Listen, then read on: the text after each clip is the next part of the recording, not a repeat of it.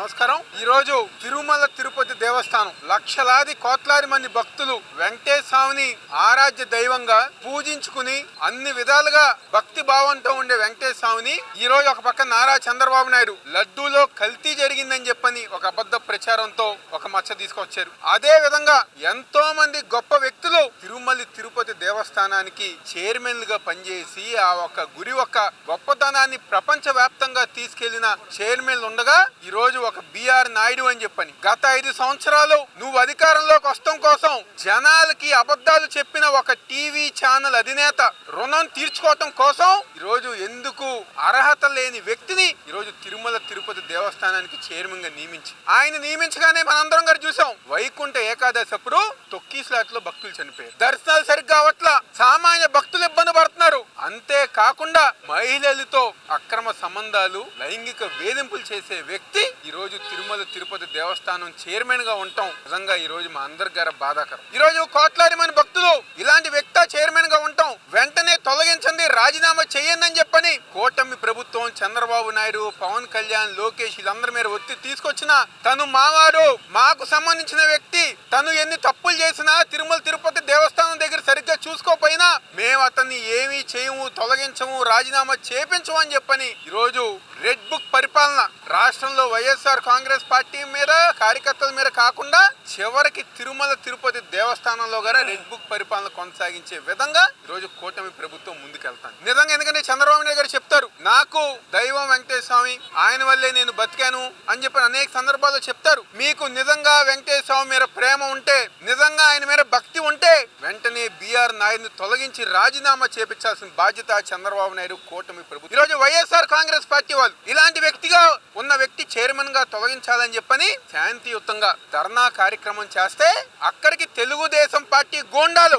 స్వయాన చైర్మన్ గానే ఉండి తెలుగుదేశం పార్టీ నాయకులు గోండాలు పంపించి మహిళల మీద దాడులు చేపించారు. అక్కడ ఎవరైతే ధర్నా చేస్తున్నారో వాళ్ళ మీద, పెద్దవాళ్ళ మీద దాడి చేపించారు, కొట్టారు. కొట్టి ఎవరైతే శాంతియుతంగా ధర్నా చేస్తున్నారో వాళ్ళ మీద అక్రమంగా ఈరోజు ఈ పోలీస్ వ్యవస్థ సిగ్గు లేకుండా కేసు పెడతాం జరిగింది. ఎవరైతే మేము కేసు పెడతానికి వెళ్తే కేసు గారు తీసుకోవాలా, కానీ పాపం అన్యాయంగా శాంతియుతంగా ధర్నా చేసే వాళ్ళ మీద ఈరోజు కేసు పెట్టి, అంటే ఈ పోలీస్ వ్యవస్థ ఎటు వెళ్తుంది? అంబేద్కర్ గారి రాజ్యాంగం ఈరోజు ఈ రాష్ట్రంలో నడవట్ల. రెడ్ బుక్ రాజ్యాంగం ఏదైతే చంద్రబాబు నాయుడు, లోకేష్ రాసిన రెడ్ బుక్ రాజ్యాంగం ఉందో చట్టాలు లేవు, న్యాయం లేదు. ఎవరి మీద పడితే వాళ్ళ మీద అన్యాయంగా అక్రమంగా కేసులు పెట్టే పరిస్థితికి ఈరోజు పోలీస్ వ్యవస్థ తెలుగుదేశం పార్టీ కండువా కప్పుకుని పని చేస్తానని చెప్పి ఈ రాష్ట్రంలో అంబేద్కర్ గారి దగ్గరికి వెళ్ళి ఎప్పటికైనా పోలీస్ వ్యవస్థకి, పోలీసులో ఉన్న వాళ్ళకి ఎవరైతే కూటమి ప్రభుత్వానికి ఇదిగా ఉన్నారో వాళ్ళందరికీ బుద్ధి రావాలని చెప్పని, ఈ రాష్ట్రాన్ని పరిపాలన చేస్తున్న నాయకులకు బుద్ధి రావాలని చెప్పని అంబేద్కర్ గారిని కోరుకుంటే ఆయన వినతి పత్రం ఇచ్చాం. ఎందుకంటే మనందరం గారు చూస్తాం, మహిళల్ని ఇబ్బంది పెట్టేవాళ్ళు, చిన్న చిన్న పిల్లల్ని రేపులు చేసేవాళ్ళు ఈరోజు రాష్ట్రంలో జరిగేది ఇదే.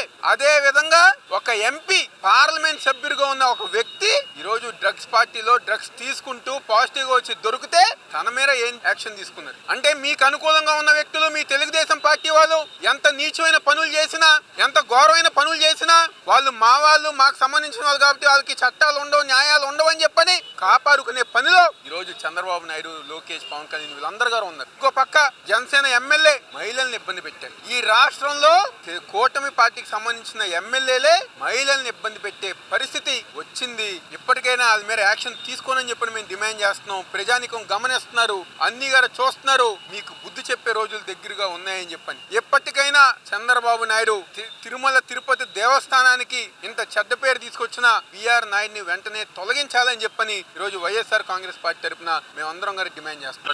రాష్ట్ర పార్టీ ఇచ్చినటువంటి పిలుపు మేరకు మహిళలందరితో కలిసి నిన్న తిరుపతిలో వైఎస్ఆర్ కాంగ్రెస్ పార్టీ మహిళల మీద పోలీసుల యొక్క దాష్టీకానికి, పోలీసుల యొక్క దౌర్జన్యానికి నిరసనగా, దాంతోపాటు తిరుమల తిరుపతి దేవస్థానం చైర్మన్ బిఆర్ నాయుడు గారి రాజీనామా చేయాలి అనే డిమాండ్తో, ఈ 2 డిమాండ్లతో ఈరోజు ఎన్టీఆర్ జిల్లా వైఎస్ఆర్ కాంగ్రెస్ పార్టీ మేమందరం కూడా కలిసి ఈరోజు అంబేద్కర్ గారికి వినతి పత్రం ఇచ్చి నిరసన తెలియజేసి, చంద్రబాబు నాయుడు గారి ప్రభుత్వం వచ్చిన తర్వాత ఆంధ్రప్రదేశ్లో జరుగుతున్నటువంటి పరిణామాలు ఏంటి అని చెప్పని, ఒక సుప్రసిద్ధమైనటువంటి దేవాలయం, భారతదేశమే కాదు యావత్ ప్రపంచం అంతా కూడా వెంకటేశ్వర స్వామిని ఆరాధిస్తున్నటువంటి, కొలుస్తున్నటువంటి దేవాలయానికి సంబంధించినటువంటి చైర్మన్ యొక్క అశ్లీల వీడియోలు బయటపడితే దాని మీద చంద్రబాబు నాయుడు గారు ఎందుకు యాక్షన్ తీసుకోలేకపోయారు? ఎందుకని మీరు మౌనంగా ఉన్నారు?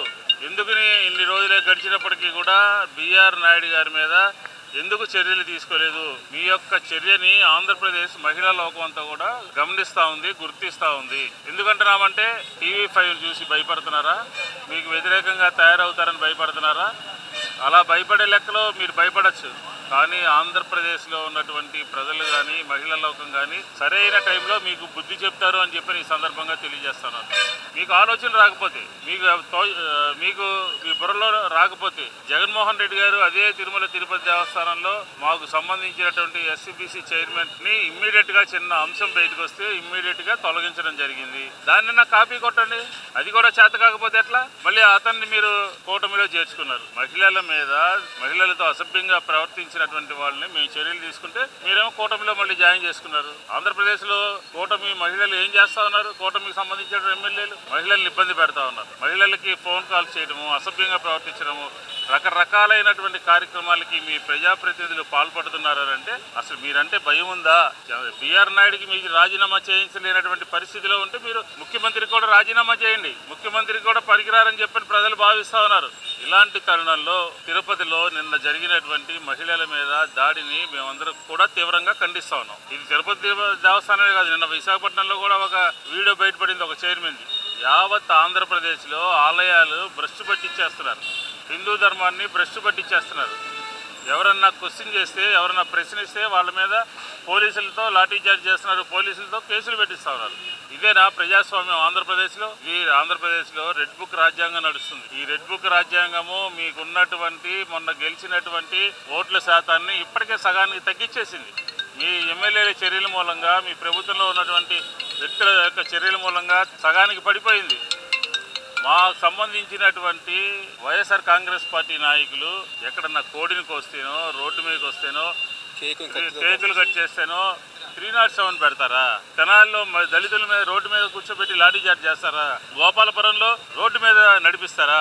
మరి మీ ఎంపీని ముసిగేసి స్టేషన్ బయలు ఎందుకు ఇప్పించారు? అప్పటికప్పుడు ఎందుకు అర్జెంటుగా పంపించారు? రోడ్డు మీద నడిపించద్దా? వెనకాల నుంచి పంపించారు. రోడ్డు మీద నడపరా ఈ పోలీస్ యంత్రాంగం? పోలీసులకు ఇదే చెప్తా ఉన్నాం, దగ్గర పడింది, సగం గవర్నమెంట్ అయిపోయింది, ఇంకా సగం గవర్నమెంట్ ఉంది. మీరు గుర్తుపెట్టుకోండి, న్యాయబద్ధంగా, చట్టబద్ధంగా, రాజ్యాంగబద్ధంగా పనిచేయండి. అంతే తప్ప ఎల్లో మీడియా లేకపోతే తెలుగుదేశం ప్రభుత్వం చెప్పినట్టుగా చేస్తే తెలుగు మహిళలాగా, తెలుగు యువతలాగా, తెలుగు పోలీసులాగా మీరు తయారయ్యారంటే మాత్రం ఖచ్చితంగా మా దగ్గర డిజిటల్ బుక్ ఉంది, ఆ బుక్లో ఎక్కుతారు. మేము ఎక్కడ కూడా వైలేషన్ చేయట్లేదు. రాజ్యాంగబద్ధంగా మేము ఒక పోరాటం చేస్తున్నాం ఒక ప్రభుత్వం మీద. మీరు అన్యాయంగా, అక్రమంగా దౌర్జన్యం చేస్తే, లాఠీచార్జ్ చేస్తే చూస్తా ఊరుకోవడానికి ఇది వైఎస్ఆర్ కాంగ్రెస్ పార్టీ అని చెప్పిన కూడా ఈ సందర్భంగా చెప్తా ఉన్నాం. కాబట్టి ఖచ్చితంగా చంద్రబాబు నాయుడు గారు తక్షణమే బిఆర్ నాయుడుతో రాజీనామా చేయించాలి. అలాగే అది నిన్న విశాఖపట్నంలో దొరికినటువంటి ఎంపీ మీద యాక్షన్ తీసుకోవాలి. లేదంటే వైఎస్ఆర్ కాంగ్రెస్ పార్టీ దీన్ని రాష్ట్ర వ్యాప్త ఉద్యమంగా, మహిళా ఉద్యమంగా, మహిళలకి అన్యాయం జరుగుతున్నటువంటి సందర్భంలో ఒక మహిళా ఉద్యమంగా దీన్ని మార్చడానికి, పోరాటం చేయడానికి వైఎస్ఆర్ కాంగ్రెస్ పార్టీ తయారవుతుంది అని చెప్పి కూడా ఈ సందర్భంగా తెలియజేస్తాం. తిరుమల తిరుపతి దేవస్థానం చైర్మన్ బిఆర్ నాయుడు యొక్క రాసలీలల మొత్తం కూడా ప్రచార మాధ్యమంలో మొత్తం కూడా వచ్చిన ఇంతవరకు హిందువుల మనోభావాలను కాపాడాలని, ఆ పవిత్రతను కాపాడాలని, నైతిక విలువలతో వెంటనే రాజీనామా చేయించాలని చెప్పి ఈ ప్రభుత్వానికి, ఈ కూటమి ప్రభుత్వానికి తోచకపోవటం సిగ్గుచేటైనటువంటి విషయం. ఈ రోజు అది ప్రశ్నించినందుకు మహిళలతో అక్రమ సంబంధాలు పెట్టుకొని ఈ విధంగా ఉన్నాడు చైర్మన్ తొలగించండి అని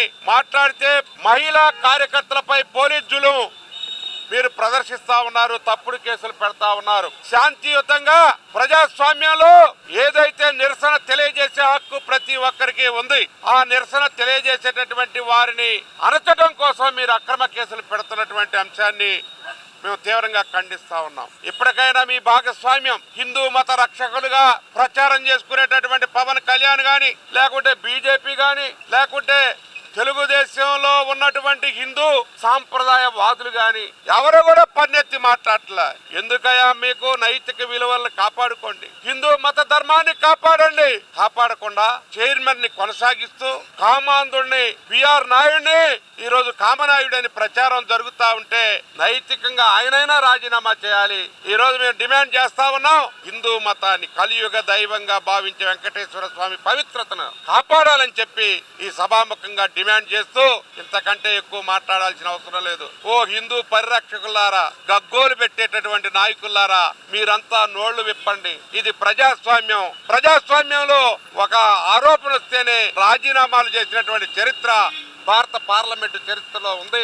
భారత ప్రజాస్వామ్యాన్ని కాపాడాలి, పవిత్రతను కాపాడాలి. పవిత్ర దేవాలయాల యొక్క అపవిత్రం చేసేటటువంటి ఇలాంటి కామనాయుల్ని మొత్తం కూడా సస్పెండ్ చేసి వారిని జనజీవన స్రవంతిలో లేకుండా రాకుండా చేయాలని చెప్పి, హిందూ పవిత్రతను కాపాడాలని చెప్పి, కలియుగ వైకుంఠ దేవుని యొక్క తిరుమల యొక్క పవిత్రతను కాపాడాలని చెప్పి కోరుకుంటూ వెంటనే బిఆర్ నాయుడిని తొలగించవలసిందిగా డిమాండ్ చేస్తా ఉన్నాం.